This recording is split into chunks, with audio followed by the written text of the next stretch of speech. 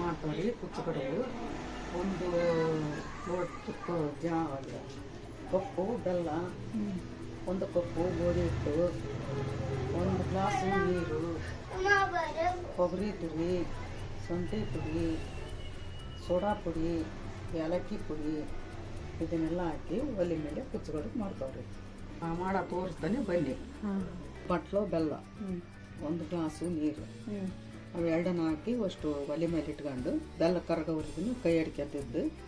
ಬೆಲ್ಲ ಕರಗಿದ ಮೇಲೆ ಪಾದ ತಣ್ಣಗಾದಿಂದೆ ಈ ಥರ ಸೋಸ್ಕೋಬೇಕು. ಆ ಥರ ಮಾಡಿ ಸೋಸ್ಬೇಕು. ಇವಾಗ ಸೋಸ್ಕೊಳ್ಳೋಣ. ಈ ಥರ ಸೋಸ್ಬೇಕು. ಹಳ್ಳು ಪಳ್ಳು ಇರ್ತಾವಂತ. ಒಂದು ಗ್ಲಾಸ್ ನೀರಿಗೆ ಹಿಟ್ಟು ಎಷ್ಟೋಗುತ್ತೆ ನೋಡ್ಕೊಂಬಿಟ್ಟು ಕಲಿಸ್ಕೋಬೇಕು. ಬೆಲ್ಲದ ನೀರಿಗೆ ನಾವು ಒಂದು ಬಟ್ಲು ತೊಗೊಂಡಿದ್ದೀವಿ ಗೋಧಿ ಹಿಟ್ಟು.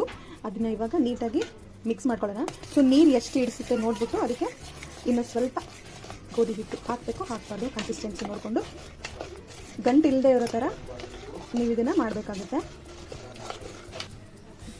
ಇನ್ನೊಂದು ಸ್ವಲ್ಪ ಗೋಧಿ ಹಿಟ್ಟನ್ನು ಮಿಕ್ಸ್ ಮಾಡ್ತಾ ಇದ್ದೀವಿ.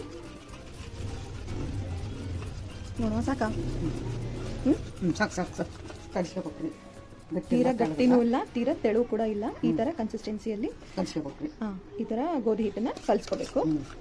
ಇದಕ್ಕೆ ಇವಾಗ ಕೊಬ್ಬರಿ ತುರಿ, ಒಣ ಕೊಬ್ಬರಿ ತುರಿ, ಆಮೇಲೆ ಏಲಕ್ಕಿ ಪೌಡ್ರು ಮತ್ತು ಶುಂಠಿ ಪುಡಿ, ಒಂದು ಚಿಟಿಕೆನ ಸೋಡಾ ಪುಡಿ, ಒಂದು ಚಿಟಿಕೆಯಷ್ಟು ಸೋಡಾ ಪುಡಿ. ಗಂಟು ಇಲ್ಲದೆ ಇರೋ ಥರ ಮಿಕ್ಸ್ ಮಾಡಬೇಕು. ಸೊ ಇವಾಗ ಇದು ಬ್ಯಾಟರು ರೆಡಿಯಾಗಿದೆ ನೋಡಿ. ಈ ಥರ ಕನ್ಸಿಸ್ಟೆನ್ಸಿ ಇದೆ. ತುಂಬ ತಿಕ್ಕಾಗೂ ಇಲ್ಲ, ತುಂಬ ತೆಳುವಾಗಿ ಕೂಡ ಇಲ್ಲ. ಈ ಥರ ಫ್ಲೋ ಆಗಿ ಸ್ಪೂನಿಂದ ಬರಬೇಕು. ಹಿಟ್ಟು ಇವಾಗ ರೆಡಿಯಾಗಿದೆ. ಸೊ ಇವಾಗ ಒಂದು ತಟ್ಟೆಗೆ ಎಣ್ಣೆ ಹಚ್ಕೊಂಡು ನಾವು ರೆಡಿ ಮಾಡ್ಕೋಬೇಕು. ಸೊ ಒಂದು ಪಾತ್ರೆಗೆ ನೀರು ಹಾಕ್ಕೊಂಡು ಕಾಯಿಸೋಕ್ಕೆ ಇಟ್ಟಿದ್ದೀವಿ. ಸೊ ಇದು ಸ್ಟೀಮ್ ಮಾಡಬೇಕಲ್ವಾ, ಸೊ ಹಾಗಾಗಿ ಪ್ಲೇಟ್ಗೆ ಎಣ್ಣೆ ಹಚ್ಕೊಂಡಿದ್ವಲ್ಲ, ಇವಾಗ ಬ್ಯಾಟರ್ನ ಹಾಕ್ಕೊಳ್ಳೋಣ. 2 ಸ್ಪೂನ್. ಇದು ಈವ್ನಿಂಗ್ ಸ್ನ್ಯಾಕ್ಸು ಅಥವಾ ಬೆಳಗ್ಗೆ ಯಾವಾಗ ಬೇಕಾದರೂ ಮಾಡ್ಕೊಂಡು ತಿನ್ಬೋದು. ಸ್ವೀಟ್ ಆಗಿರುತ್ತೆ, ಮಕ್ಕಳಿಗೆ ತುಂಬಾ ಇಷ್ಟ ಆಗುತ್ತೆ. ತುಪ್ಪದ ಜೊತೆ ತಿನ್ನಬೇಕು ಗೈಸ್, ಚೆನ್ನಾಗಿರುತ್ತೆ. ಈ ಥರ ನೀರು ಕುದಿತಾ ಇದೆ ಗೈಸ್. ಈ ಟೈಮಲ್ಲಿ ನಾವು ಒಂದು ಪ್ಲೇಟನ್ನು ಇದ್ರ ಮೇಲೆ ಇಡೋಣ.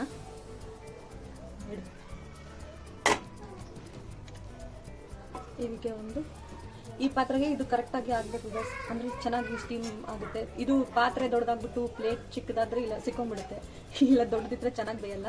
ಇದು ಪಾತ್ರೆ ಕರೆಕ್ಟ್ ಆಗಿರೋದಕ್ಕೆ ನಾವು ಪ್ಲೇಟನ್ನು ಕರೆಕ್ಟಾಗಿ ತೊಗೋಬೇಕು. ಮುಚ್ಚಿ ಗೈಸ್, ಇದು ಬಂದಿದೆಯಾ ಇಲ್ಲ ಅಂತ ಹೆಂಗೆ ಗೊತ್ತಾಗುತ್ತೆ ಅಂದರೆ ಸ್ವಲ್ಪ ಕೈಗೆ ನೀರು ಹಚ್ಕೊಂಡ್ಬಿಟ್ಟು ಈ ಥರ ನೋಡಿದ್ರೆ ಕೈ ತೋರಿಸ್ಮ. ಕೈಗೆ ಹತ್ತೋದಿಲ್ಲ ನೋಡ್ರಿ. ಕೈಗೆ ಹತ್ತೋದಿಲ್ಲ ಗೈಸ್, ಅಂದರೆ ಇದು ಕರೆಕ್ಟಾಗಿ ಬೆಂದಿದೆ ಅಂತ ಅರ್ಥ. ಓಕೆನಾ? ಇದನ್ನ ಇವಾಗ ತೆಕ್ಕೊಳ್ಳೋಣ. ಬೇಯಿಸ್ಕೊಂಡಿದ್ದೀನ ಇದ್ರ ಮೇಲೆ ಟ್ರಾನ್ಸ್ಫರ್ ಮಾಡಬೇಕು. ಕೆಳಗಡೆ ನೀರಿದೆ ಗೈಸ್. ಇದ್ರ 1-2 ನಿಮಿಷ ಇದ್ರಲ್ಲಿ ತಣ್ಣೀರಲ್ಲಿ ಇಟ್ಟರೆ ನೀಟಾಗಿ ಬಂದ್ಬಿಡುತ್ತೆ. ಸೊ ಅದಕ್ಕೋಸ್ಕರ ಇದರಲ್ಲಿ ನೀರಲ್ಲಿ ಹಾಕಿ ಇಡೋದು ಅಷ್ಟೇ. ಇಲ್ಲಾಂದರೆ ಒಂದು 5 ನಿಮಿಷ ಆಚೆ ಕಡೆ ಇಟ್ಟ ಮೇಲೂ ನೀವು ಕಟ್ ಮಾಡ್ಕೋಬೋದು. ಈ ಥರ ನಿಮಗೆ ಮಾಡೋಕ್ಕೆ ಹೆವಿ ಆಯಿತು ಅಂದರೆ ಇಡ್ಲಿ ಪಾತ್ರೆಯಲ್ಲಿ ಇಟ್ಕೊಂಡ್ಬಿಟ್ಟು ಕೂಡ ನೀವು ಸೇಮ್ ಇಡ್ಲಿ ಹಿಟ್ಟು ಹೆಂಗೆ ಹಾಕ್ಬಿಟ್ಟು ನಾವು ಇಡ್ಲಿ ಬೇಯಿಸ್ತೀವಲ್ಲ ಅದೇ ಥರ ಬೇಯಿಸ್ಕೋಬೋದು. ಈ ಥರ ಎಷ್ಟು ಚೆನ್ನಾಗಾಗಿದೆ.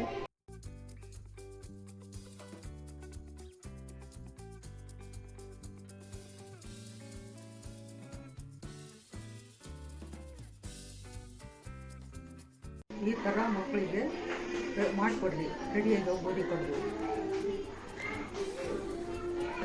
ಮಕ್ಕಳಿಗೆ ಒಳ್ಳೆಯದು. ಗೋಧಿದು ತುಪ್ಪ ಹಾಕ್ಕೊಂಡು ತಿನ್ಬೋದು. ಮಕ್ಕಳು ಯಾರಾದರೂ ತಿನ್ಬೋದು. ತಡ ಇಲ್ದಂಗೆ ಅಡುಗೆ ಆಗ್ತೈತ್ರಿ. ಮಾಡಿಕೊಡ್ರಿ. ಧನ್ಯವಾದಗಳು.